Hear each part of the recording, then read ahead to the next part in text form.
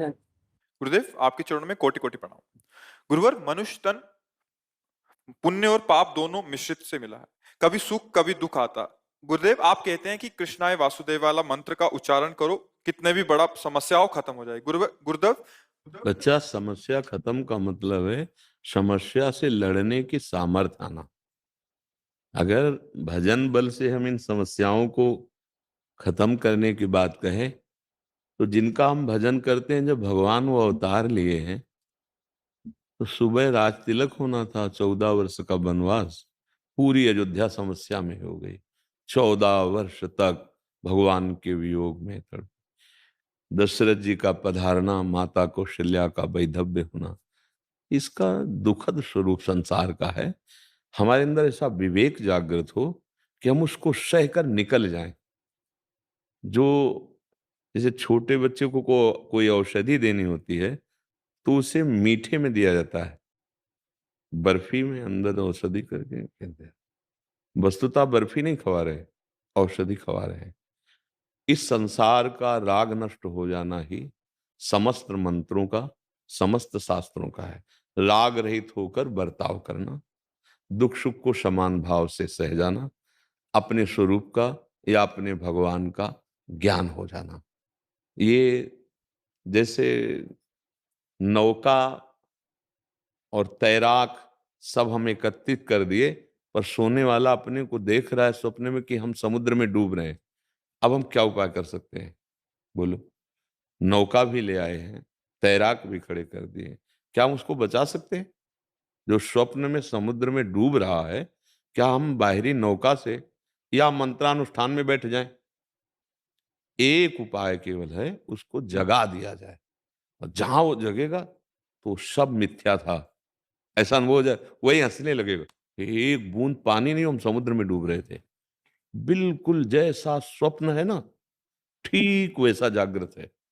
उमा कहूं मैं अनुभव अपना, भगवान शिव का अनुभव तो नहीं झूठा होगा ना।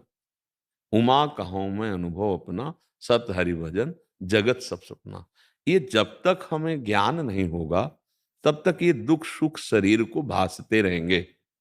हमें लगेगा कि हमारा दुख तो नहीं गया, तो कृष्णाय वासुदेव का फल कहाँ मिला। ऐसा लगेगा ना कि कृष्णाय वासुदेवाय हरे परमात्मने प्रणत क्लेश नाशाय। क्लेश क्या है क्लेश क्या? ये आगंतुक दुख क्लेश थोड़ी है। माना हुआ ज्ञान जो हमारा है, मूल वो क्लेश है। अज्ञान नष्ट हो जाए और अगर ज्ञान का प्रकाश हो जाए, तो दुख नाम की कोई चीज नहीं है। और जिनका प्रश्न ये था कि आपकी कृपा से राधा नाम अभी जपने को हो रहा है, जी। तो मतलब दुख आने पे राधा नाम जप करें या कृष्णाय वासुदेव जप करें, इसके आगे ये भी प्रश्न है। हमारा मतलब अगर आगे का अगर आप प्रश्न ना करो, तो उत्तर उसी में समाया हुआ है। हमारा तात्पर्य है संपूर्ण क्लेश का नाश। और क्लेश देने वाला कौन है? अज्ञान। जैसे स्वप्न में ना कोई मित्र होता है, ना शत्रु होता है, ना कोई सामग्री होती है, कुछ नहीं होता।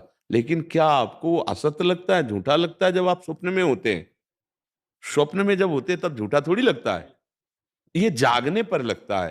तो आपको सत्य कह रहे हैं, शास्त्र कह रहे हैं, महापुरुषों ने देखा है, अनुभव किया है। इस शरीर से हमारी प्रियता हो गई। जैसे स्वाप्निक शरीर था ना स्वप्न में, स्वप्न में भी तो आप थे। ये शरीर तो सैया में पड़ा था, तो कष्ट किसको हो रहा था? अगर शरीर को कष्ट हो रहा था, तो खरोंच भी नहीं जागृत के बाद, एक बूंद पानी भी नहीं। तो वहां जो स्वाप्निक शरीर था, जो मन ने स्वाप्निक शरीर की रचना की थी, उसमें चाकू मारी गई, पीड़ा हो रही, क्या क्या मतलब।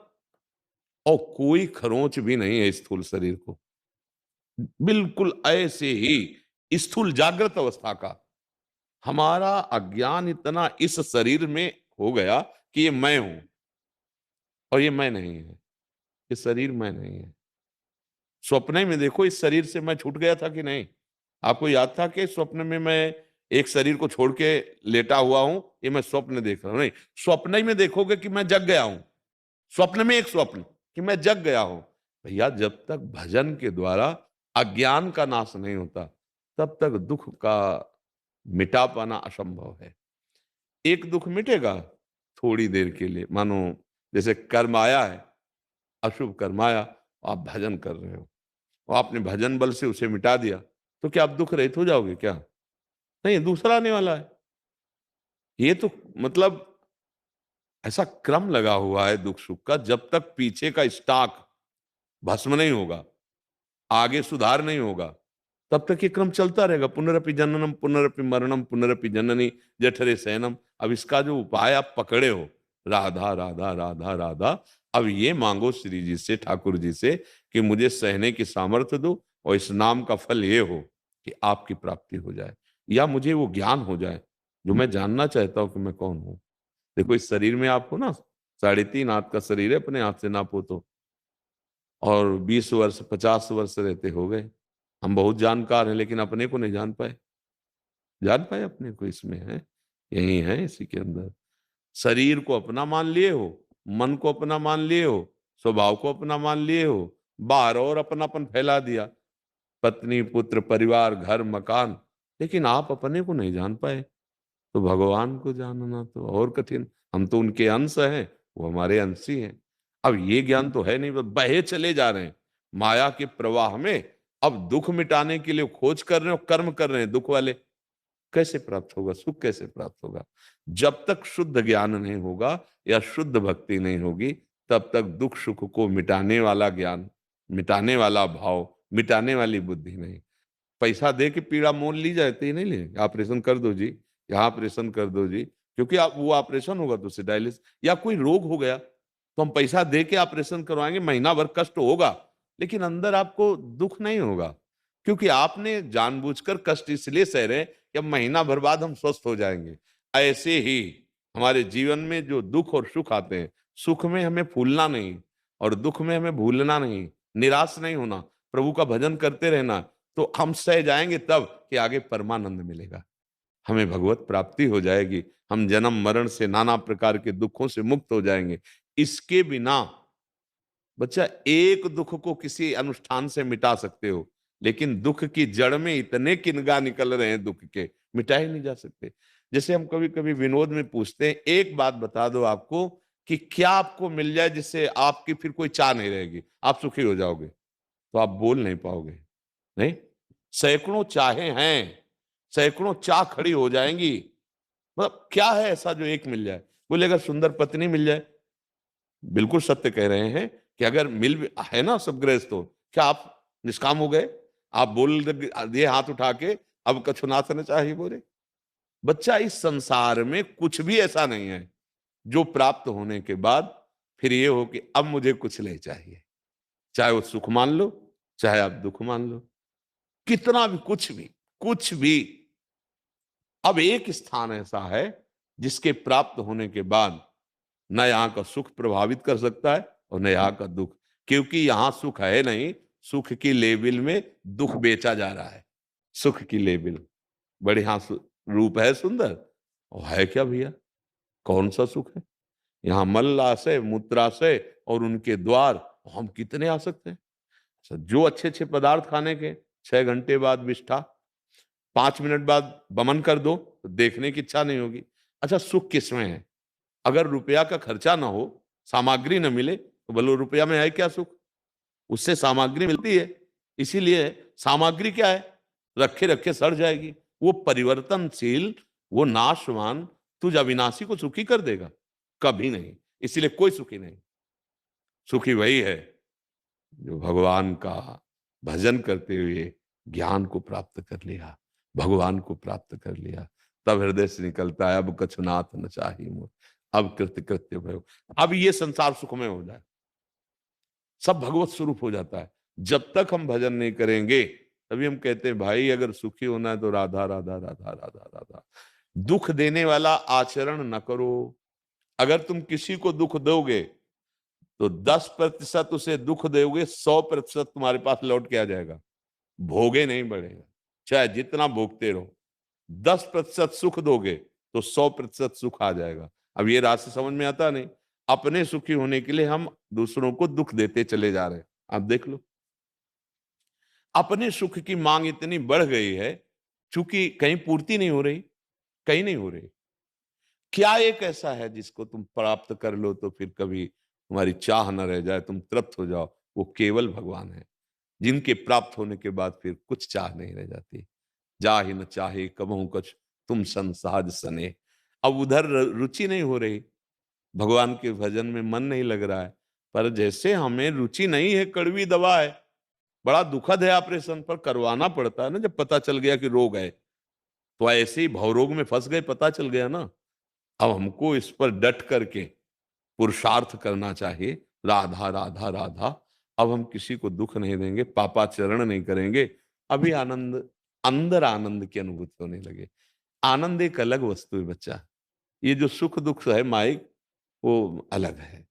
आनंद एक अलग है। जब तक वो भगवदानंद नहीं मिलेगा, तब तक आपको कभी विश्राम नहीं मिलेगा, क्योंकि आप अविनाशी हो। तो विनाशी पदार्थ आपको कहां तक सुख दे देंगे। अगर सुख होता तो जो हम चाहते थे वो हमें जब मिल गया, तो फिर विश्राम मिल जाना चाहिए था, नहीं मिल जाना चाहिए। देखो, सब कुछ जो जो हमने बचपन में चाहा, जवानी में चाहा, मतलब आप लोग तो गृहस्थ में हो, वो सब मिला है। पर क्या आप उसमें तृप्त हो चुके हो क्या? वैसे ही आकामना और बढ़ चुकी है।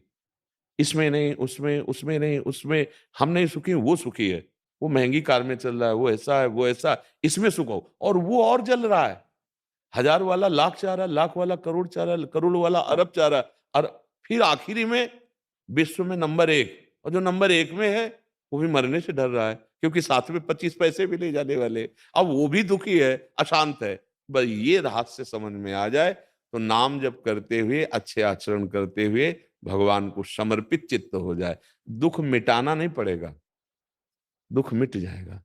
दुख, जैसे स्वप्न में कोई गला काट रहा है, तो जागने पर न चाकू थी, न कोई काटने वाला था, न कोई गला कट रहा था। सच्ची मानना, जहां आपको ज्ञान प्राप्त हुआ या भगवत प्रेम प्राप्त हुआ, तो दुख नाम की कोई चीज नहीं। न मृत्यु का भय है, न रोग का भय है, ना कोई चिंता है, ना कोई शोक है। कोई चिंता नहीं, कोई शोक नहीं। क्यों? जैसे अपने घर पहुंच जाए तो फिर गाड़ी फेल हो जाए तो परेशानी हो जाएगी क्या?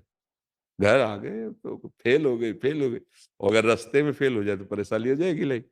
तो ऐसे ही हम चले ही नहीं भगवान की तरफ, और मृत्यु का समय आ गया, और जो जो समेटा वो कुछ जाएगा नहीं। अब बोलो, वो परेशान नहीं हो जाएगा कि मेरा मित्र, मेरी पत्नी, मेरा पुत्र, मेरा परिवार, मेरी कमाई, मेरा पद, कुछ नहीं, मेरा शरीर ही नहीं जाएगा। अब वो खाली हाथ हो गया। अब वो पछताता है, ये सब परिजन छूट रहे हैं। फिर उसका वो यही चिंतन आगे नए जन्म का निर्माण कर देता है। ये मानव देह इसी को मिटाने के लिए मिला है।